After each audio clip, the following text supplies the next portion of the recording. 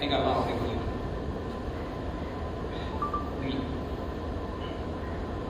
இன்னைக்கு பார்த்து 100 பேருக்கு மேலே சமையல் ஓட்டுறது யார் கேஸாக மேலே லீவ் போட்டான். கிண்டுறதுலேருந்து கொதிக்கிறது வரைக்கும் எல்லாம் நம்ம தனியாக பண்ண வேண்டியதாக போச்சு. சமையல்லாம் இந்த பிரபாகருக்கு எல்லாம் ஞாபகத்துக்கு வரும். யார் யாருக்கு என்னென்னு பார்த்து பண்ணுறது ஒரு சந்தோஷத்துக்கு பாருங்க. அது கோடி ரூபாய் கொடுத்தாலும் மாட்டாங்க. என் சொந்த ஒரு கும்பகோணம் பக்கத்தில் அணக்கரண்டு ஒரு சின்ன கிராமம். அங்கே தான் பிறந்தேன் வளர்ந்தேன். படிப்பு பெருசாக ஏறல. சின்ன வயசுலேயே மெட்ராஸ் நோக்கி வந்துட்டேன். எங்கள் அப்பாவுக்கு என் மேலே பெரிய எதிர்பார்ப்பு இருந்துச்சு. சரி பட்டணத்துக்கு போயிட்டான் பொறுப்புருவான் ஏதாவது சொல்லி. என் அம்மா அங்கே இருக்கிற ஒரு பார்வாடி ஸ்கூலில் டீச்சர், ஒரு அம்மாச்சி. எனக்கு ஒரு பயம், இவங்கள்ட்ட எப்படி வயசான காலத்தில் நான் பார்த்துட்டு போகிறோம். ஏன்னா நானே செட்டில் ஆகல இல்லையா. அது ஒரு காலப்போக்கில் பயமாகவும் இருந்துச்சு. என்ன பண்ணுறதுன்னு தெரியல. அந்த நேரத்தில் என் கைத்தொழில் எனக்கு ஒரு உதவிச்சு. உணவு பரிமாறுறது, அன்பை பரிமாறும் போது தானே அதிகமாகும்னு சொல்லுவாங்க. அப்படி ஒரு நாள் நான் பரிமாறிட்டு இருக்கும்போது தான் என்னுடைய அன்புக்கு காதலியை செஞ்சிச்சேன். எதுக்குடா இவனுக்கு இந்த வேலை நினைக்கிறேன், நான் வாழ்க்கையில் கஷ்டப்பட்டு இருக்கேன்லாம் மைண்டில் வராது. பட் அந்த ஏஜ்னு ஒன்று இருக்கும். அவரை பார்க்கும்போது அப்படியே ஒரு பேக்ரவுண்டில் எல்லாத்தையும் மீறி அந்த இன்ஃபீரியாரிட்டி காம்ப்ளெக்ஸ்லாம் உடைச்சி ஒரு சின்ன ரொமான்ஸ், ஒரு சின்ன பேக்ரவுண்ட் மியூசிக் அது மாதிரிலாம் போச்சு. என்னையும் மீறி அது இட் ஹேப்பன். ஸோ எனக்கு ஒரு பயம், எங்கே நான் பார்க்குறத அவங்க பார்த்துட்டு போகிறாங்கன்னு சொல்லிட்டு. ஸோ பயந்து பார்த்துட்டு அவங்க ஒரு பந்தியில் போய் உட்கார்ந்தாங்க.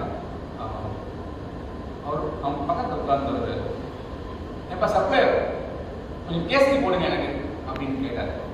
சரி தான் சான்ஸ் நம்ம கொண்டு போய் வச்சுருவோம்.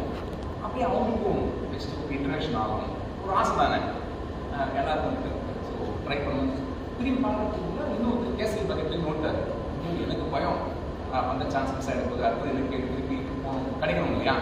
ஸோ அதனால் அது ஓடி போயிட்டு ஆனால் நீங்கள் உட்காருங்க வயசான காலத்தையும் கஷ்டப்பட்டு போயிருக்கீங்க. கிட்ட போட்டு அந்த பக்கெட்டை வாங்கி கொண்டு போய் கேட்டவர் போட்டு அப்படியே அவங்களுக்கும் கேசரி வச்சுக்கோங்க, பைனாப்பிள் கேசரி சூப்பராக இருக்கும் அப்படின்னு சொல்லிட்டு 2 கரண்டி வச்சுட்டு வந்துட்டேன்.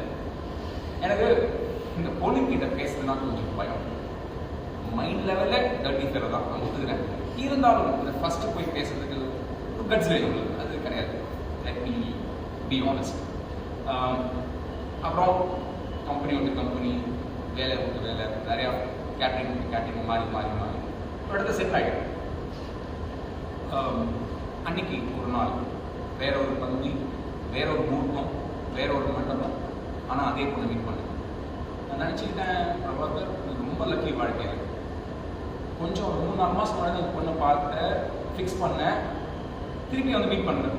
இப்போது உன்னோட சிச்சுவேஷன் கொஞ்சம் பெட்டராக இருக்குது வாழ்க்கையில், இன்னும் வாழ்க்கையில் இப்படி பெட்டராகும். ஸோ தெய்வத்தை வர வச்சு இப்போ பேசியிருக்கு.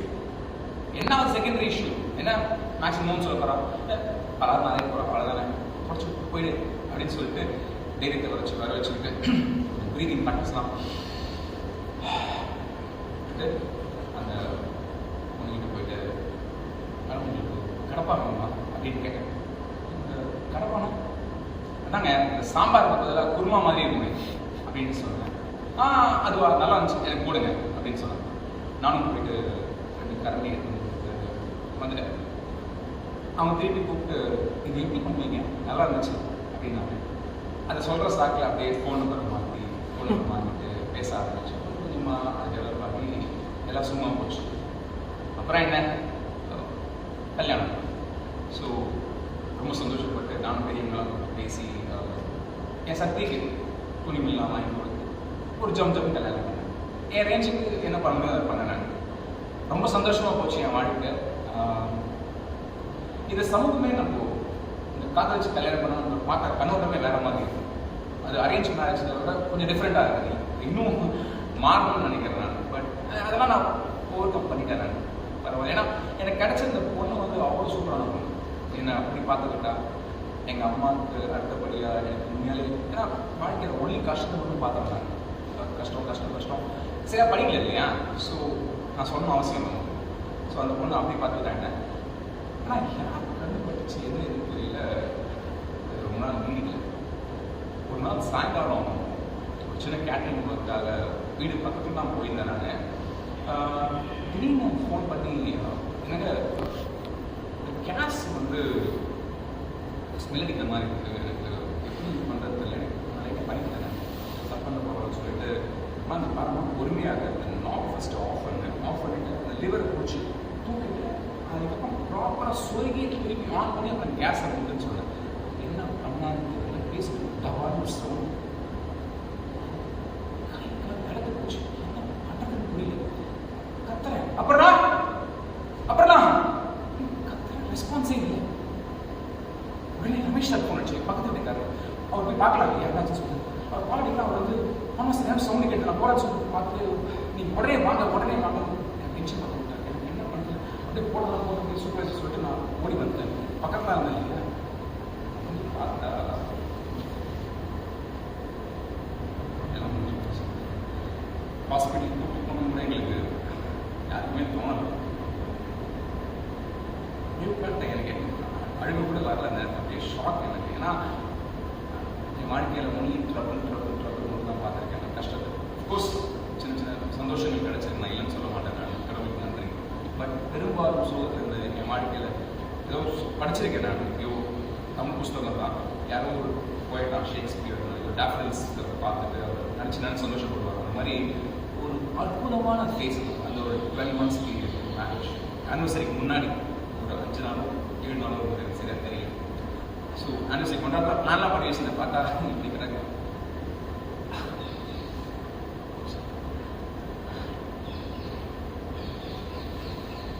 எல்லாருக்கும் விடிவு காலம் வந்துடும், எனக்கும் வந்துடுச்சு. ரொம்ப சந்தோஷப்பட்டிருந்தேன். எனக்கு வந்த விடிவு காலம் அப்படி இருட்டா மாறிடுச்சு. எனக்கு மட்டும் ஏன் நடக்குதுன்னு கோபம் கடவுளுக்கு கடவுள் போச்சுக்கிட்டேன். அப்படியே கடவுள் அப்படிலாம் போச்சுரு மாற்றி மாற்றி கஷ்டம் தான் கொடுத்துட்டு இருப்பாங்க. நம்ம சுற்றி பார்க்கறது இல்லை. நிறைய பேர் சந்தோஷமா இருக்காங்க, அது டெம்பரவரியா பர்மனண்டா எனக்கு தெரியாது. பட் நான் வந்து ரொம்ப கம்மியாக சந்தோஷப்பட்டிருக்கேன். எனக்கு கடவுள் மேலே செம கோபம் ஆயிடுச்சு. ஏன் கொடுத்துட்டு பிரிச்சுக்கிட்டேன்னு சொல்லி அது கொடுத்துருக்க வேணாமே.